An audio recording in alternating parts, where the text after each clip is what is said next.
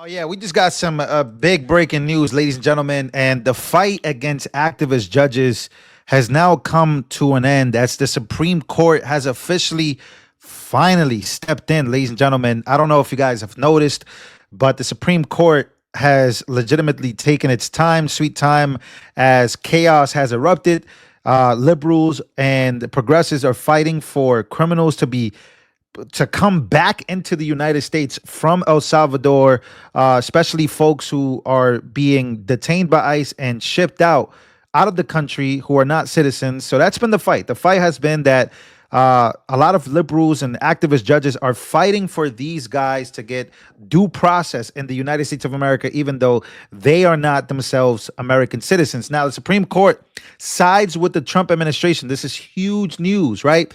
This will allow them to continue removing Venezuelan Tren de Aragua gang members from the country under the Alien Enemies Act. This is the Alien Enemies Act that, again, many activist judges have come out against and said that this is too old to be used. Meanwhile, we still used the oldest of them all, which is the Constitution, Bill of Rights. But again, here's the court order. This is huge news, guys, because again, this was a huge worry around the country, and activist judges were becoming tyrannical, and we were waiting to hear back from, of course, the Supreme Court of the United States of America. And here it is. So you guys can read it, right? Per curiam. This matter concerns the detention and removal of Venezuelan nationals believed to be members of Tren de Agua, the entity that the State Department has designated as a foreign terrorist organization. Remember, Trump also designated these guys as foreign terrorists invading the country. So again, this is what TDA has become. Again, many liberals arguing on behalf of them. We got some news from coming in from Fox. Let's take a listen.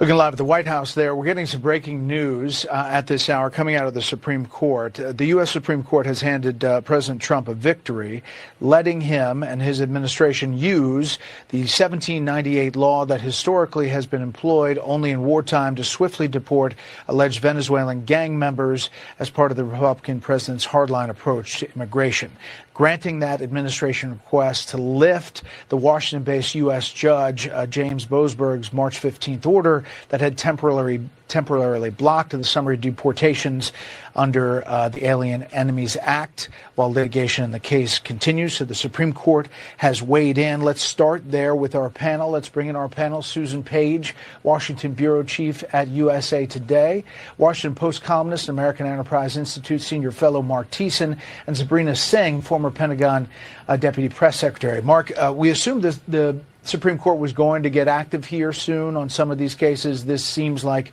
the first, and they're saying not only a pause to bring back that one man that they say they deported erroneously, but this is just allowing them to continue their deportation process. Yeah, this is a big victory for Trump in the new lawfare. So the old lawfare was try to destroy Donald Trump, 91 indictments, 2 impeachments, civil suits to destroy him, and all the rest of it. He called it the new lawfare. Yeah, he's right. He's not wrong about this. This is the new way of going after Trump. As long as Trump is alive, which pretty sure it'll be many more years to come, there was a way that they tried to get him, which is what he's mentioned here, which is, through lawfare, trying to arrest him, trying to take away his assets. That failed completely. The American people voted for Trump to become president, and Trump becomes president. And now the new lawfare is activist judges ruling against him and the agenda that his administration has. And now it's all backfiring. Literally, we're watching what it looks like for that to also backfire. Crazy. That all failed. He won the election and came back stronger than ever. And so the new lawfare is to try and stop him from implementing his agenda through a miasma of court cases. And this was a perfect example of it. And the Supreme Court is now allowing him to use this law. So this is a first victory in the fight against the new lawfare. So again, calling it the new lawfare. Look, as you guys are watching this, what would you call it? Because we're watching, district judges and, these judges as a whole come down on ruling against the Trump administration's efforts to deport people who obviously in the last 4 years have came into this country not only illegally, but they have records that are like incomprehensible, right? Like these records that they have back home are there. Look, these guys, bro.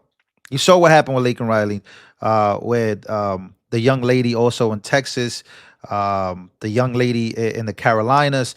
I mean, it was a lot of things that they did that already made you say, "Whoa!" But also the fact that these gangs are here, and then working with El Salvador as well. The United States is.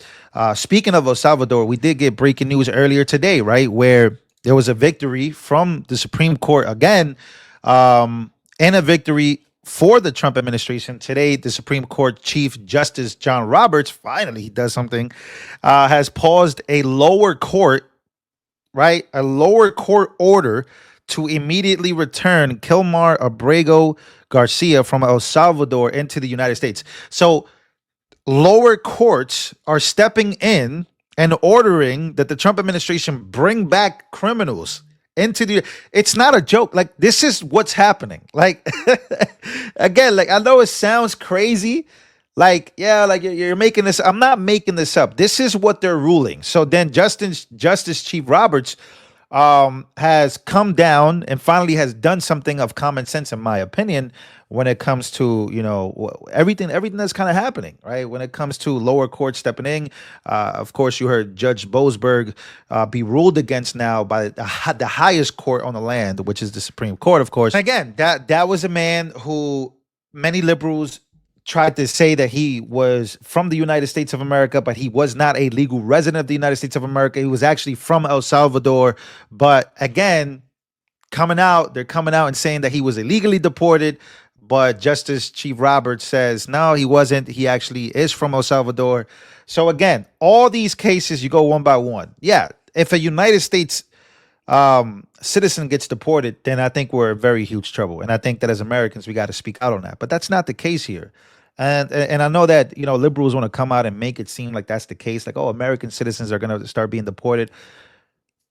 If a Hispanic American gets deported, I can promise you, and I can make this promise now, because I know white conservatives the way they are.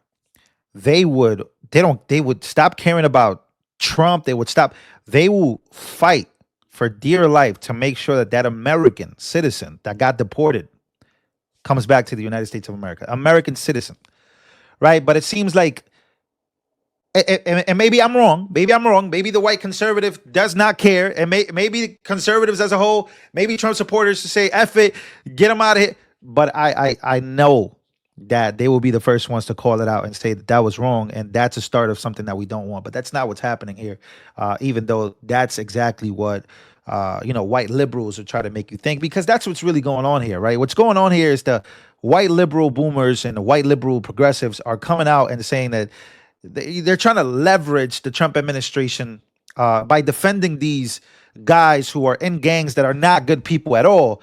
And then they're trying to leverage that by saying that Hispanics are sellouts and all these people are selling themselves out for this country, when in reality, we're from this country and we're trying to defend this country from people that we probably already ran away from, them being people that are from South America or Central America, that being the case. I'm not. I'm from Puerto Rico, the Dominican Republic. That's where my family comes from. But I was born and raised my whole entire life. And so has my family for generations in America. That's why I love the United States of America. So again, they're trying to tie in.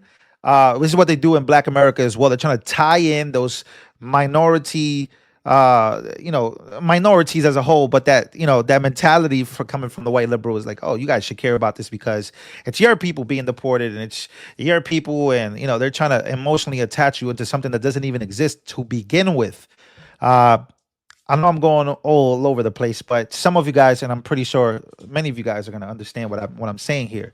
So the fact that the Supreme Court is stepping in for this, it's actually huge. And I think it is a step in the right direction. But again, if you hear white liberals crying that, oh my God, a actual citizen from the United States of America was deported, and the Supreme Court has also ruled that the deportation of an American citizen is to stay, then we're in huge trouble. And I'm pretty sure everybody watching this would agree to that, but that's not what's happening. And we got to keep it, we got to keep it real. We have to keep it 1000% real. So there's the breaking news, ladies and gentlemen. Let me know how you guys feel about this. Again, activist judges taking a huge L here, trying to stop. And again, as the man on Fox News mentioned, if you got his name, somebody please say his name. He did say this is the new lawfare, and I actually could not agree more. I could not agree more. See you guys on the next one. Smash the like button.